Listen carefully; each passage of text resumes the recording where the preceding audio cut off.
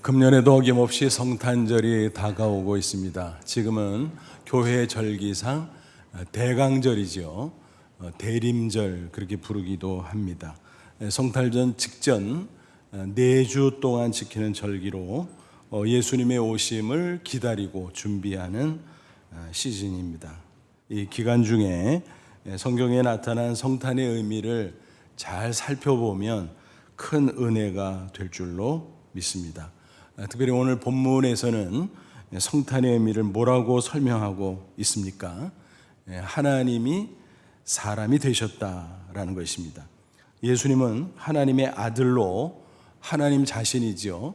성부, 성자, 성령 삼일체 하나님 가운데 하나님의 아들이십니다. 그런데 사람의 몸을 입고 이 세상에 오셨다는 것입니다. 그러니까 예수님을 이렇게 부를 수 있을 것입니다.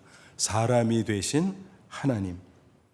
그렇다고 신성이 사라졌냐? 그것은 아니죠. 신성을 고스란히 갖고 계시면서 동시에 인성을 입고 오셨다라는 것입니다. 예수님은 그러므로 참 하나님인 동시에 참 인간인 것입니다. 그러니까 신인 양성을 지닌 신인이라는 것입니다. 영어로 말하면 God-man인 것입니다. 그런데 좀 이상하지 않습니까, 여러분? 하필이면 왜 하나님이 사람이 되셨을까? 생각해 보십시오. 하나님은 분명 전지전능하신 분이니까 무엇이든지 마음대로 다 하실 수 있잖아요. 사람이 굳이 되지 않고도 무엇이든지 다 할 수 있는데 왜 사람이 되셨을까? 그 이유가 뭐냐라는 것입니다. 사실 잘 생각해 보면 하나님이 사람이 된다는 것은 문자 그대로 하늘에서 땅으로 내려오는 것입니다. 우리가 인간이니까 그렇지 하나님이 인간이 되는 것은요, 그것은 엄청난 것입니다. 우리 인간이 동물 되는 것보다 더 낮아지고 더 비천해지는 것이다. 그렇게 이해하시면 됩니다. 이런 예를 한번 생각해 보세요. 요즘 반려동물을 많이들 기르시잖아요. 예전에는 애완동물 그랬는데 그 용어가 격상이 됐죠. 그래서 가족같이 데리고 산다라는 것입니다. 어떤 분은 아예 침대에서 함께 자기도 합니다. 완전 가족이죠. 그런 거 생각하면 그래, 애완동물이 아니라 반려동물이라고 부르는 게 맞겠구나 하는 생각이 들기도 합니다. 이런 얘기를 들어봤어요. 어떤 분은 반려견이 죽었는데 너무 슬픈 거예요. 가족 같으니까 그렇겠죠. 근데 주위 사람들이 별로 슬퍼해 주질 않는 거예요. 그래서 마음에 상처를 받고 시험에 들었다. 이런 이야기를 들었어요. 그래서 듣는 사람에 따라 이런저런 생각이 있지만 그분 입장에서 보면 충분히 그럴 수 있겠다 싶어요. 정이 흠뻑 들었을 텐데 그렇겠죠. 하지만 아무리 그래도 만약 그런 분에게 강아지가 그렇게 사랑스러우세요? 그러면 아예 강아지가 같이 되셔서 살면 더 좋지 않을까요?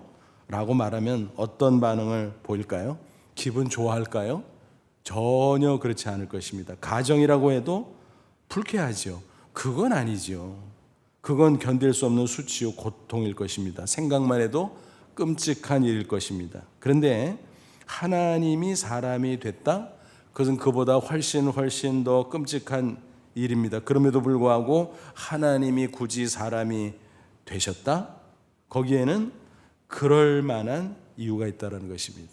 그리고 역설적으로 전지전능하신 하나님이니까 사람이 될 수 있었던 거예요. 또 그럴 만한 이유가 있었다는 거예요. 그래서 이 시간 그 이유들을 함께 살펴보고자 합니다.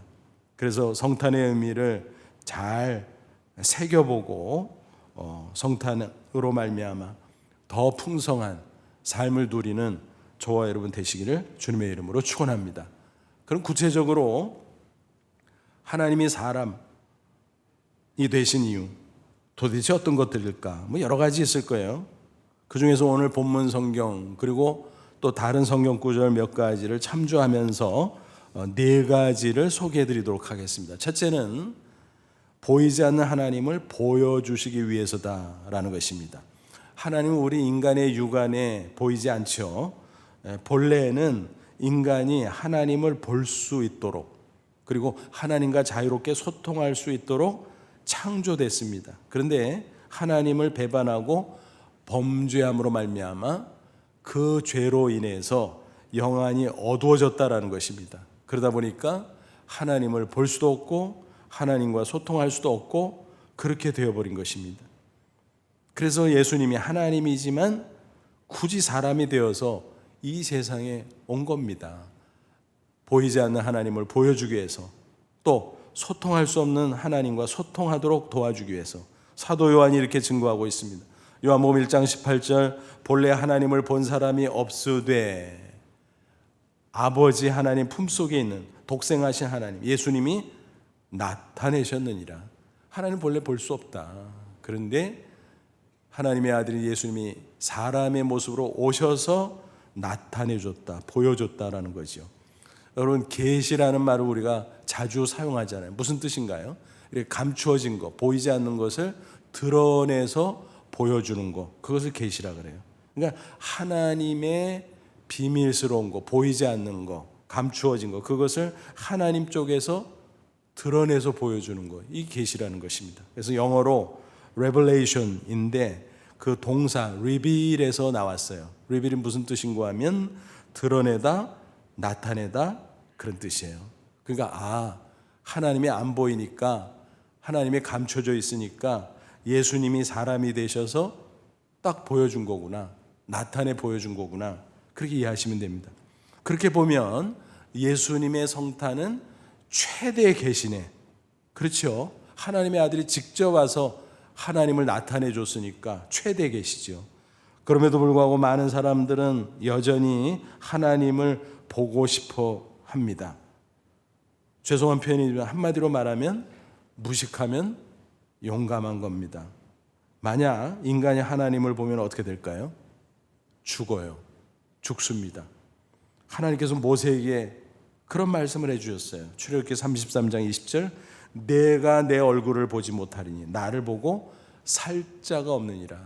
여러분, 구약 신약 성경 인물들 가운데 하나님을 가장 가까이 했던 대표적인 인물이 바로 모세 아니겠습니까?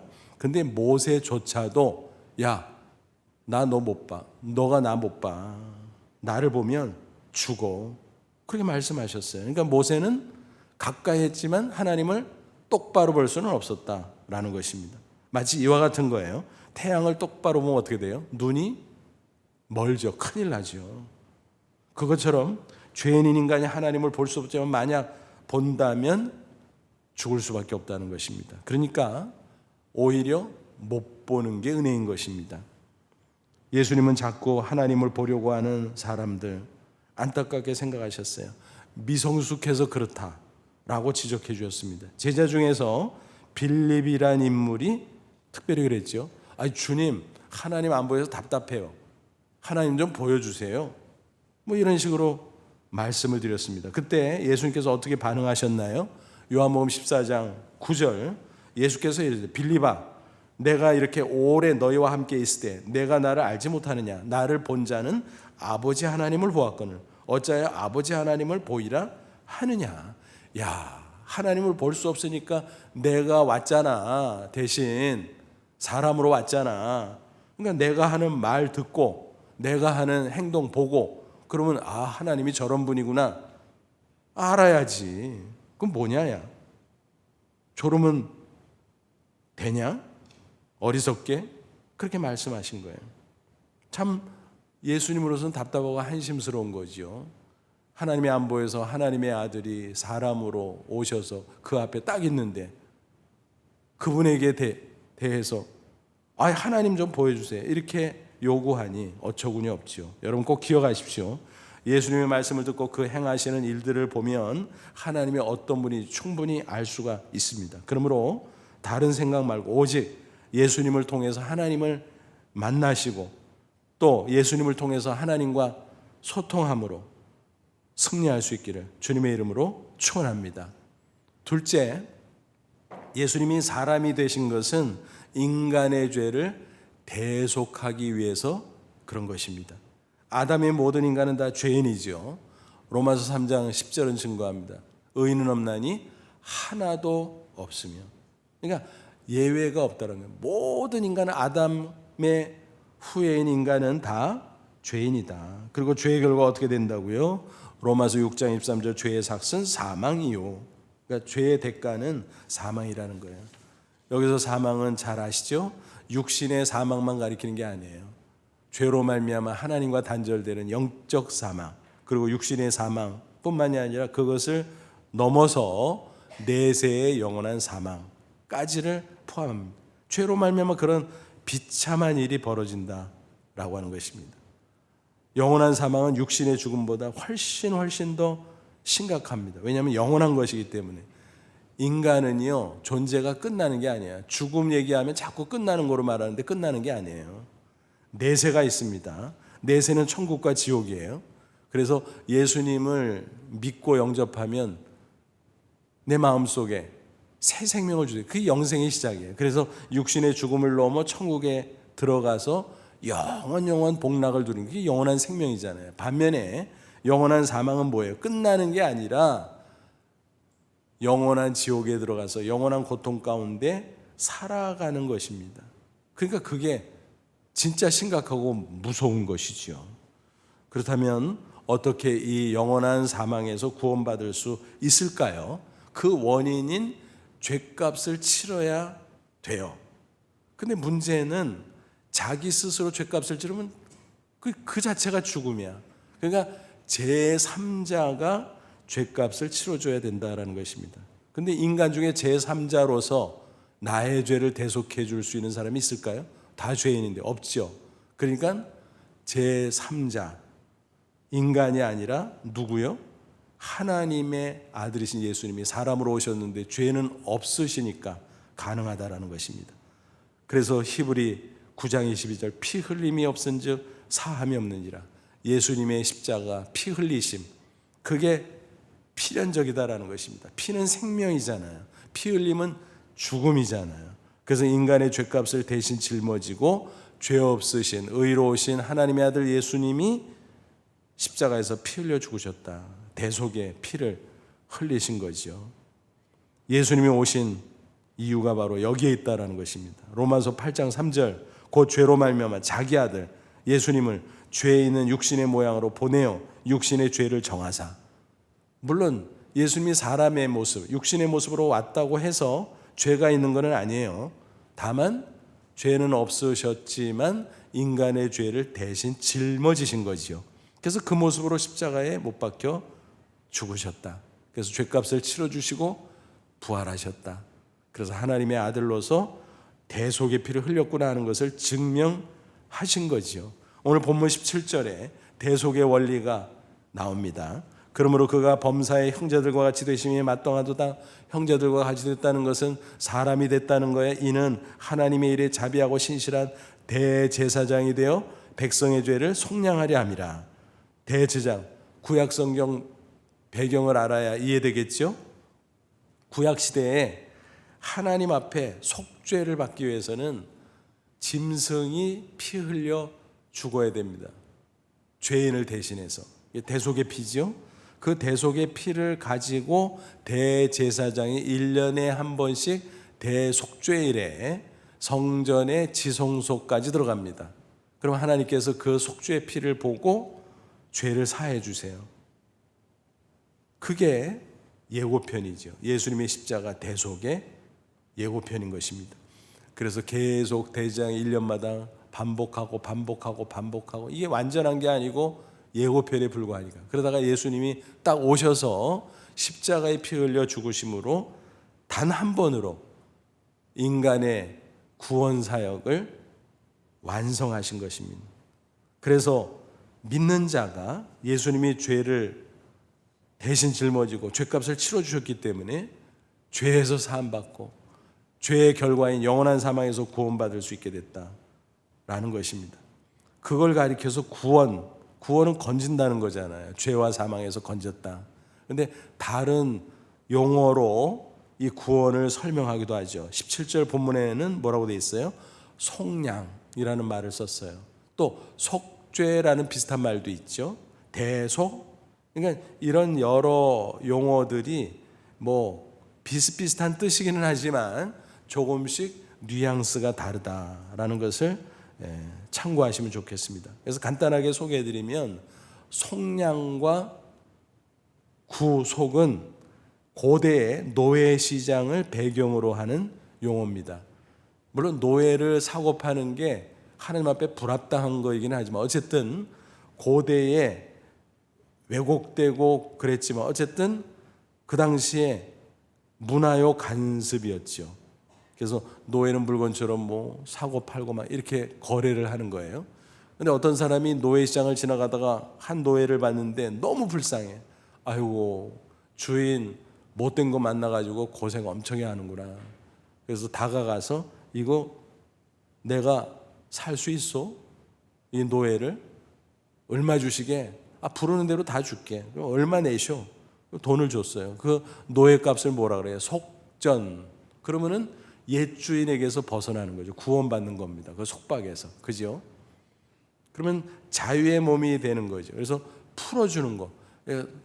돈을, 속전을 주고 옛 주인에서 구원해서 풀어주는 거를 속량이라 그래요. 근데 풀어주면 노예가 자유한 것 같지만 사실은 딴 데 가서 왔다 갔다 가다가 또다시 못된 주인에게 넘어갈 수가 있어요. 그럼 풀리나 마나지. 그래서 어떤 면에서는 차라리 좋은 주인 만나는 게 나아.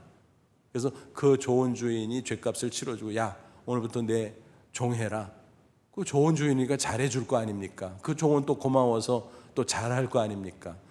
그래서 속전을 주고 사는 거를 구속이라 그래요. 그러니까 풀어주는 거는 속량, 아예 그냥 내 것으로 삼는 거는 구속. 그러니까 하나님이 예수님을 통해서 인간의 죗값을 치러주고 하나님의 소유로 자녀로 삼은 겁니다. 그게 구속이에요. 그래서 풀어준 것을 강조할 때는 속량, 또 하나님의 소유로 자녀로 삼았다는 것을 강조할 때는 구속이라는 용어를 씁니다. 그리고 대속은 대신 죄를 속해줬다, 뭐 이런 뜻이죠. 그래서 구원, 대속, 속량, 구속 조금씩 비슷비슷한데 잘 구분해서 이해하시면 좋겠습니다. 그래서 이제 대속이라는 말을 중심으로 조금 더 설명을 드리면요, 십자가 대속의 원리를 잘 설명해 주는 아름다운 이야기가 있습니다. 옛날 중국에서 사역하던 미국인 선교사가 있었습니다. 중국에서 한창 복음을 전하고 있는데 전염병이 도는 거예요. 그래서 사람들이 어마어마하게 죽어가고 있었습니다. 어찌할 바를 몰라서 발을 동동 구르고 있었는데 문득 아이디어가 하나 떠올랐습니다. 그건 뭐냐 하면 미국으로 병원균을 가지고 가자. 그래서 의사들의 도움을 받아서 면역체를 만들어 가지고 오자라는 것이었습니다. 그래서 그는 유리병에 병원균을 담은 후에 떠났습니다. 샌프란시스코 항구에 도착했어요. 입국 수속을 하려고 기다리고 있는데 검역소 직원들이 한 사람 한 사람씩 아주 철저하게 검색을 하고 있는 것입니다. 보니까 도저히 이게 뚫고 지나갈 수가 없어요. 큰일 났다 싶었습니다. 발각되면 나도 큰일이고 이 일도 무산되고 어떡하지 고민하다가 문득 그런 생각이 들었어요. 내가 삼켜버리자. 내가 병 걸리지 뭐 까짓 거. 그래서 선교사는 병원균을 삼켜버렸고 유리병은 버렸습니다. 무사히 통과될 수 있었죠. 하지만 온몸에 병원균이 퍼졌고 고열이 펄펄 나기 시작했습니다. 그는 병원으로 달려갔어요. 그리고 의사에게 외쳤습니다. 선생님, 내 몸은 지금 중국에서 번지고 있는 전염병에 감염되었습니다.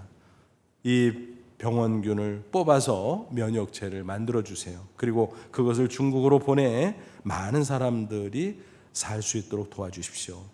선교사는 끝내 숨을 거두고 말았습니다. 하지만 그 희생의 대가로 면역체가 만들어져서 많은 사람의 목숨을 구할 수 있었다는 이야기입니다. 건강한 사람이 병자를 구하기 위해 스스로 병자가 되었다라는 거죠. 이와 마찬가지로 예수님은 하나님의 아들로서 죄가 없으신 의로운 분이지만 죄인을 구원하기 위해서 스스로 죄를 짊어지고 죄인의 모습이 되었다라는 것입니다. 여러분, 이것이 바로 성탄과 십자가의 의미인 것입니다. 그러므로 성탄과 십자가로 우리가 오직 믿음 하나를 통해서 속죄받았다는 것을 믿으시기 바랍니다. 죄와 사망에서 구원받고 하나님의 거룩한 백성, 영생 얻은 자 되었음을 꼭 믿으시기를 바랍니다. 아무쪼록 이 구원의 복음을 마음속 깊이 되새기면서 구원의 확신 가운데 그 은혜에 감격할 수 있기를 바랍니다. 그리고 이 놀라운 구원의 복음, 성탄의 복음, 십자가 복음을 우리 이웃에게 널리 전파할 수 있기를 바랍니다. 그것이 바로 성탄절 시즌을 우리에게 주신 하나님의 뜻인 줄로 믿습니다. 셋째, 예수님이 사람이 되신 것은 인간의 고통을 채울하기 위해서다라는 것입니다. 채울이라는 단어, 우리가 잘 쓰지는 않죠. 그런데 국어사전을 찾아보면 딱 나와 있어요. 아주 특이한 뜻으로 설명이 되어 있습니다. 성경에 나와 있질 않습니다. 사실은 예전에 우리가 사용하던 한글 개역판에는 딱 한 번 나옵니다. 히브리서 4장 15절. 근데 지금 우리가 사용하는 이 성경은 한글 개역의 개정판이에요. 그래서 이렇게 개정하면서 용어를 다른 것으로 바꿔서 번역을 했어요. 히브리 4장 15절. 우리에게 있는 대제사장은 예수님을 가리키죠. 우리의 연약함을 동정. 근데 이게 예전 번역에는 체휼이었다는 거예요. 동정 체휼하지 못하시리가 아니요 모든 일에 우리와 똑같이 시험을 받으시니 오래되 죄는 없으시니라. 그래서 동정이라는 말 무슨 뜻인지 우리가 알기는 아는데 좀 맛이 체휼이라는 단어를 써야 더 나요. 그래서 원어에도 더 가까워요. 그래서 무슨 얘기입니까? 예수님이 사람으로 오셨기 때문에 체휼할 수 있었다. 우리 인생의 모든 고통과 수치와 질고를 동일하게 체험해 보셨다라는 것입니다. 한마디로 우리와 동고동락 하셨다는 거죠. 특별히 우리의 인생고를 동일하게 겪으시고 공감하시고 그랬던 것입니다. 따져보죠. 예수님은 물론 성령으로 잉태됐기 때문에 당연하지만 미혼모의 아들로 태어났습니다. 세상 사람들은 하나님의 아들로 인정하지 않은 가운데 미혼모의 아들이라고 비난을 했을지도 모릅니다. 따돌림을 주었을지도 모릅니다. 또 예수님은 가난한 목수의 아들로 태어나셨어요. 그것도 마구간에서 태어났어요. 크리스마스 시즌이 되면 마구간에 누워있는 아기 예수의 카드를 보면서 아주 낭만적으로 생각하는 경우가 있는데 전혀 그렇지 않죠. 현실 속에서는 너무너무 비천한 것입니다. 여러분, 사람이 어떻게 오죽하면은 마구간에서 태어납니까? 그렇게 비천했다는 거예요. 육신의 아버지 요셉이 일찍 죽어서 소년 가장에 고달픈 삶을 살았습니다. 또 장성에서 공생애가 된 다음에는 머리 둘 곳이 없다 그랬어요. 그래서 동가식 서가숙하면서 온갖 고난을 경험하셨습니다. 배고픔, 목마름, 피곤, 멸시, 증오, 상처, 고통, 고독, 그리고 마침내 죽음. 특별히 이 죽음은 뭐예요? 본인의 죄는 없으신데 인간의 죄를 대신 짊어지고 사형수로 몰려서 죽으셨다라는 거예요. 십자가 사형틀에 비참하게 고통스럽게. 얼마나 기가 막힌 일입니까? 그런데 그랬기 때문에 우리가 주님하고의 공감대가 생겼다라는 것입니다. 18절 보세요. 그가 시험을 받아 고난을 당하셨은즉, 그래서 온갖 고난을 직접 당하셨다, 체휼하셨다는 거예요. 그래서 시험 받은 자들을, 고난받고 고통받고 힘들어하는 사람들을 능히 도우실 수 있느니라. 공감대가 있으니까. 물론 예수님은 하나님의 아들이니까 전지하셔서 모든 걸 다 아세요. 우리 인생의 고통과 수치와 질고를 다 아세요. 근데 아는 것도요, 차원이 다르잖아요. 지적으로 아는 거하고 직접 체험을 해서 아는 거하고 다르죠. 여러분, 사람 관계에서 설명해 보면요, 그냥 지적으로 아는 거 공감이 안 돼요. 경험이 같아요. 경험이 같아야 이게 마음이 통하고 공감이 되는 것입니다. 그러니까 예수님이 지적으로 알지 않고 직접 인간이 되셔서 인간의 고통을 겪어보셨기 때문에 우리 인간편에서 예수님하고 공감돼요. 예수님도 고생하셨어. 많은 어려움 당해보셨어. 그러니까 우리 심정 알 거야. 우리 형편 알 거야. 그리고 예수님은 또 하나님의 아들로 능력이 있으시니까 그 어려움과 고통 가운데서 우리를 넉넉히 도와주실 수 있을 거야. 이겁니다. 그러니까 예수님이 우리 인간의 고통과 연약함을 체휼해 준다는 것은 우리에게는 어마어마한 축복이다라고 하는 것입니다. 우리말 가운데 동병상련이라는 말이 있죠. 그것을 가지고 예수님의 체휼을 좀 이해하셔도 좋을 것 같습니다. 이런 이야기가 있어요. 남편과 사별한 한 여인이 있었습니다. 어린 것들 데리고 어떻게 살아 통곡하며 몸부림을 칩니다. 그런 상황에 과연 누가 나서서 그를 위로할 수 있겠습니까? 감히, 그죠?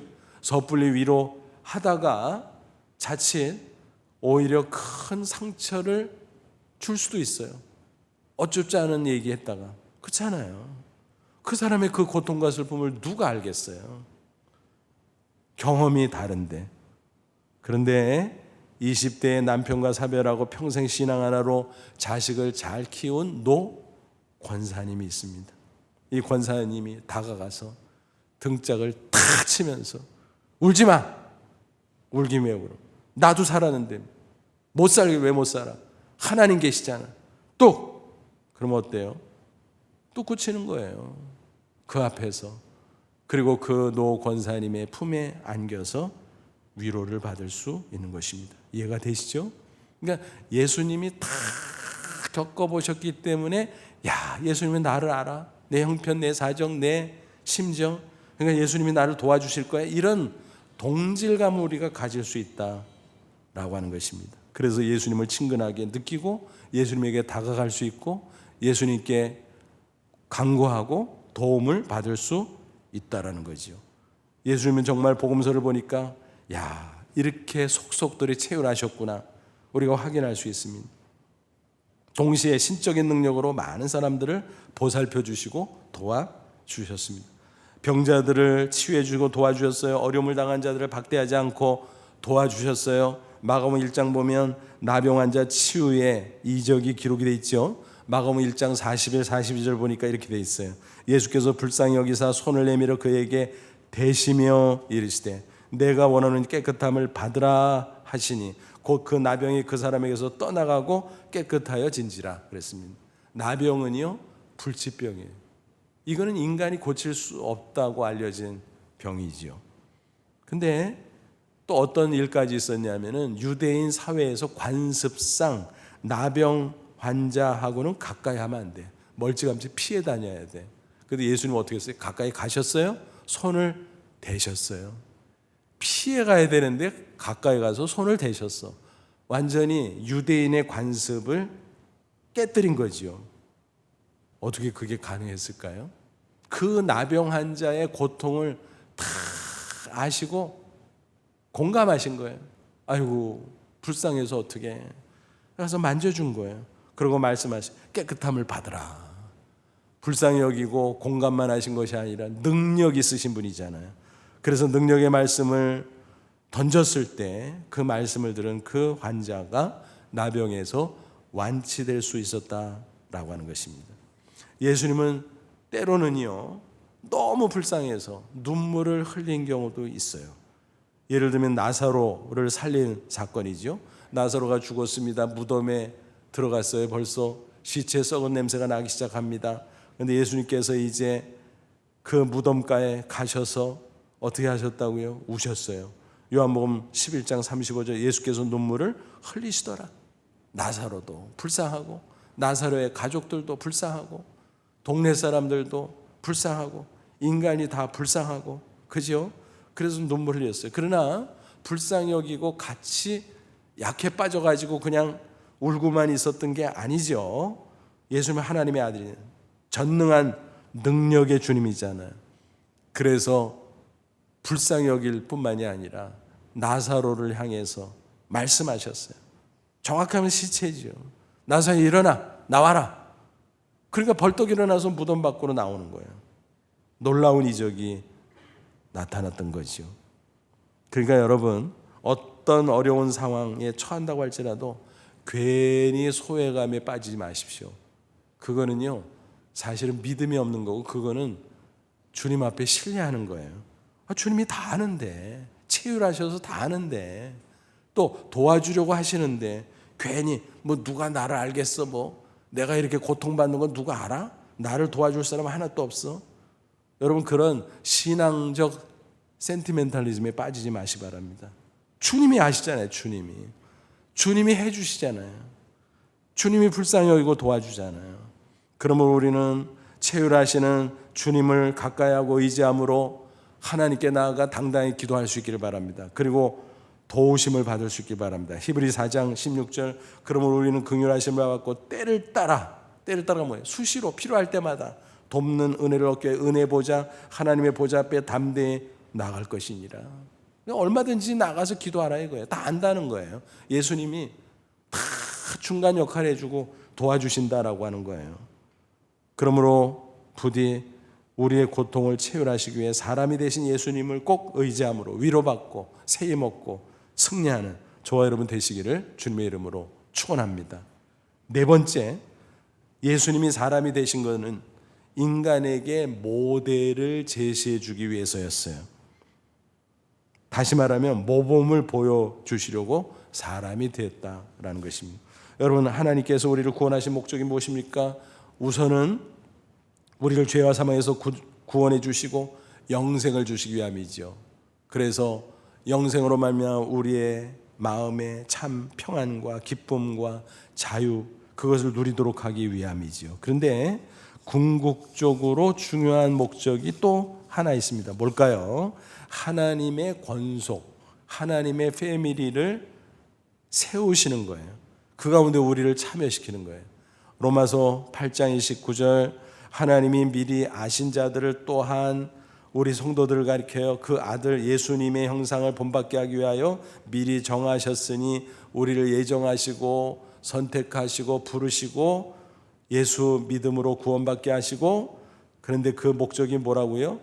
예수님의 형상을 본받게 하기 위하여 미리 정하신, 이는 그로 예수님을 많은 형제 중에서 맏아들이 되게 하려 함이라. 그러니까 하나님의 패밀리가 뭐예요? 하나님 아버지가 계시고 예수님이 맏아들로 큰 형님으로 계시고 우리 구원받은 성도들이 그 패밀리 멤버가 된다라는 거예요. 근데 하나님 아버지의 형상을 닮아가야 되는데 영이신 하나님이기 때문에 막연하잖아요.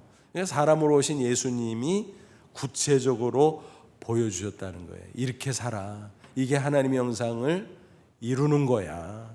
그래서 말씀해 주시고 행동으로 본을 보여주시고, 그러니까 예수님이 사람이 되신 것은 구체적으로 우리가 따라갈 수 있는 모델을 제시해 주기 위해서다라는 것입니다. 여러분, 인간은 본래 어떻게 창조됐습니까? 하나님의 형상대로 아름답게 존귀하게 창조됐어요. 그런데 범죄함으로 말미암아 거룩한 형상을 상실하고 말았습니다. 말하자면 망가졌다라는 거예요. 한 번은 운동화를 사러 갔는데 멀리서 가격표를 보니까 왜 저렇게 싸? 다가가서 봤습니다. 잘 찾아왔네 하고. 근데 가까이 가서 보니까 나이키가 아니라 나이스야. 스페링이 좀 달라. 멀리서는 똑같이 보였어요. 그래서 값은 진짜 나이스 하기는 하다. 근데 품질이 나이스하지 않았죠. 그거 어떻게 사겠습니까? 여러분, 인간이 마치 이렇다는 것입니다. 하나님이 창조 당시에 인간을 명품 인간으로 만들어 주셨어요. 근데 인간이 죄로 말미암아 스스로 망가졌어요. 짝퉁 인간이 되어버리고 말았다는 것입니다. 그러니까 겉으로는 멀쩡해 보여요. 근데 죄로 말미암아 그 영혼이 이미 망가졌고, 그래서 인생 전반이 점점 혼란스러워지고 비참해지게 된다라는 것입니다. 이게 인간의 비극이죠. 그래서 거기서 십자가 보배 피로 구속되어 하나님의 자녀로 구원받고 또 본격적으로 말씀과 성령으로 변화되고 하나님의 형상을 이루어가야 되는데 예수님이 그 중간에서 모델이 되어 주신다라는 것입니다. 그래서 사도 바울은 에베소 4장 15절에 권면합니다. 오직 사랑 안에서 참된 것을 하여 범사에 모든 면에서 그에게까지, 예수님에게까지 잘할지라.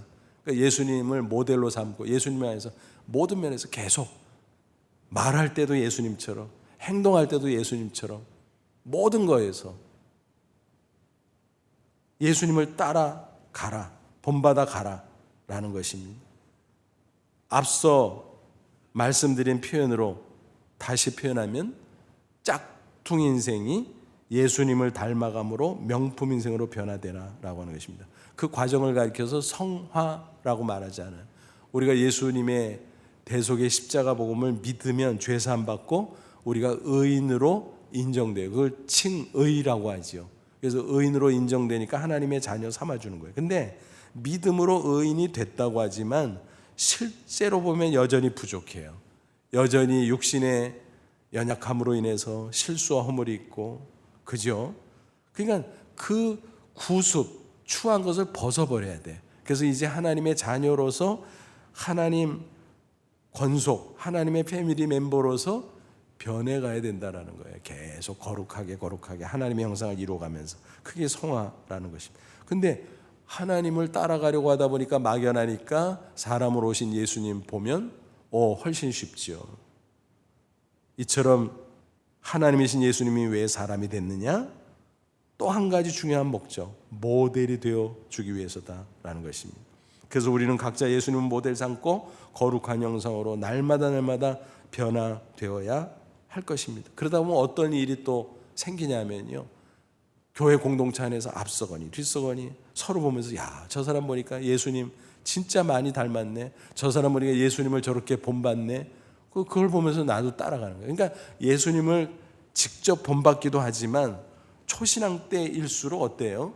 그게 하나님 형상 이루어가는 것보다 예수님을 본받는 게 훨씬 구체적이기는 하지만 그것도 또 막연하고 막막할 때가 있어요. 근데 우리 주변에 보는 성도들이 예수님을 따라가는 모습을 보면 저렇게 예수님을 본받는 거구나 하고 배울 수 있다는 것입니다. 그래서 바울이 이렇게 권면했어요. 고린도전서 11장 1절, 내가 그리스도를 본받는 자 된 것 같이 너희는 나를 본받는 자 되라. 여러분, 이 말씀을 앞에 상반절을 떼버리면 사도 바울이 어떤 사람이 돼요? 아주 시건방진 사람이 돼요. 물론 사도로 훌륭하게 하지만 그래도 그렇지, 너희는 나를 본받는 자 되라, 자기가 완전하지도 않으면서, 그렇잖아요. 근데 앞에 게 있기 때문에 이게 훌륭한 말씀인 거예요. 내가 예수님 열심히 본받거든, 그러니까 너희들도 보고 나처럼 예수님 본받아, 그 소리입니다. 교회 공동체 안에서 이런 일들이 많이 생길 수 있기를 바랍니다. 우리 교회만 해도요, 훌륭한 분들이 정말 많이 계세요. 제가 때때로 뵈면서 야, 저분은 정말 존경스럽다, 저분의 저런 점은 나도 꼭 닮고 싶다, 그런 분들이 적지 않다라는 것입니다. 그래서 선후배 성도, 동료 성도들이 서로 앞서거니 뒤서거니 예수님 각자 본받고 또 서로 예수님 본받는 모습 따라가는 아름다운 공동체가 될 수 있기를 간절히 소원합니다. 여러분, 성탄절이 가까운 대강절을 보내고 있습니다. 사람이 되신 하나님 예수 그리스도를 깊이 묵상할 수 있기를 바랍니다. 예수님은 보이지 않는 하나님을 보여주기 위해서, 계시해 주기 위해서, 또 우리의 죄를 대속해 주기 위해서, 또 우리 연약함을 채울하고 도와주기 위해서, 그리고 우리에게 모델이 되어주기 위해서 분명히 사람이 되셨다라는 것입니다. 아무쪼록 예수님이 사람이 되신 이 이유 하나하나를 마음속에 되새겨 보면서 구원의 확신 가운데 위로받고 승리할 수 있기를 바랍니다. 더 나아가 예수님의 형상을 더 닮아감으로 존귀한 인생으로 계속 변화되어 갈 수 있기를 주님의 이름으로 축원합니다. 기도하겠습니다. 이 말씀 붙잡고 잠시 기도하죠. 성탄 시즌에 우리가 세상을 향하기보다 주님을 향하기를 원합니다. 사람이 되신 하나님, 우리 주 예수 그리스도, 주님이 하나님을 보여주기 위해서, 주님이 내 죄를 대속하기 위해서, 주님이 내 모든 연약함과 고통을 채우라고 도와주기 위해서, 주님이 나에게 하나님의 형상의 모델이 되어주기 위해서 오신 것을 믿습니다. 이 성탄의 시즌에 주님 바라보며 주님 따라가며 주님 안에서 승리하는 저희들이 되길 원합니다. 우리 다 같이 간절한 마음으로 잠시 기도합니다. 하나님 아버지, 은혜를 진심으로 감사합니다. 이 시간 주의 말씀으로 권고하시고 깨우쳐 주시고 우리를 세워주심을 진심으로 감사합니다. 사람이 되신 하나님 예수 그리스도 나의 주님, 내가 따르기를 원합니다. 그래서 죄사함받고 구원받은 것을 확신하며 감사 감격하게 하시고 우리를 채울해 주시는 주님 따라 위로받고 새해 먹고 승리하기를 원하며, 이제는 주님을 모델 삼고 거룩한 하나님의 형상을 닮아감으로 말미암아 하나님께 영광 돌리고 증인의 사명을 넉넉히 감당할 수 있도록 도와 주시옵소서. 예수님의 이름으로 기도하옵나이다. 아멘.